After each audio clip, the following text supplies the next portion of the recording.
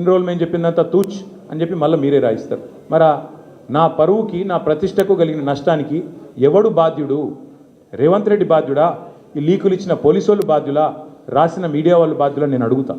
అట్లా ఇంకో మాట కూడా నేను అడుగుతా. ఈరోజు ఇవాళ మీరు ఏ అధికారి అయినా ఈ రాష్ట్రంలో పోలీస్ అధికారి ఈరోజు రాష్ట్రంలో ఫోన్లు ట్యాప్ జరగడం లేదు అని చెప్తాడా? ముందుకొచ్చి మీ కెమెరా ముందుకొచ్చి చెప్పే ఒక్క పోలీసుడు ఉన్నాడా?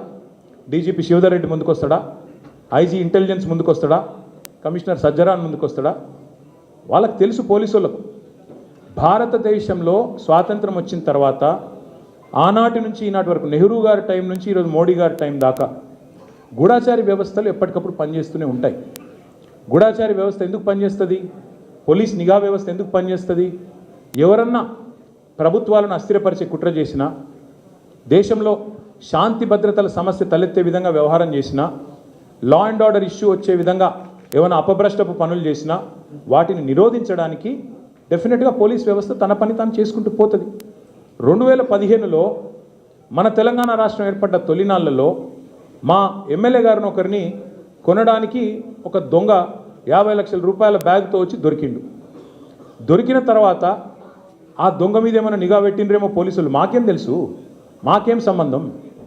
పోలీసులు దొంగలు, వాళ్ళకు సంబంధం ఉంటుంది. మాకేం సంబంధం మధ్యలో రాజకీయ నాయకత్వానికి? ఇవాళ వాస్తవం ఏంది?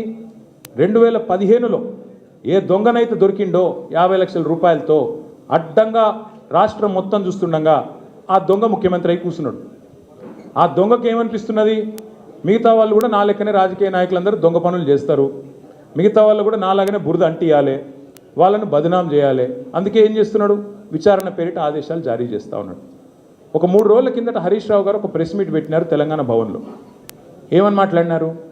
సింగరేణి కాలరీస్ ఏదైతే ఉన్నదో అక్కడ 1000 కోట్ల బొగ్గు కుంభకోణం జరిగింది. దానిలో ప్రధాన ముద్దాయి రేవంత్ రెడ్డి గారి బావమరిది సృజన్ రెడ్డి.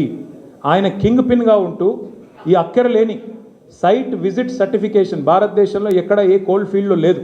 అదొక కండిషన్ పెట్టి, ఒక నిబంధన పెట్టి కాంట్రాక్టర్లను రింగు చేసి బెదిరించి ఫోన్ ద్వారా నేరుగా మాట్లాడి, నేను ముఖ్యమంత్రి బావమరిదిని మాట్లాడుతున్నా, మీరు టెండర్ వేయొద్దు, మీరు వేస్తే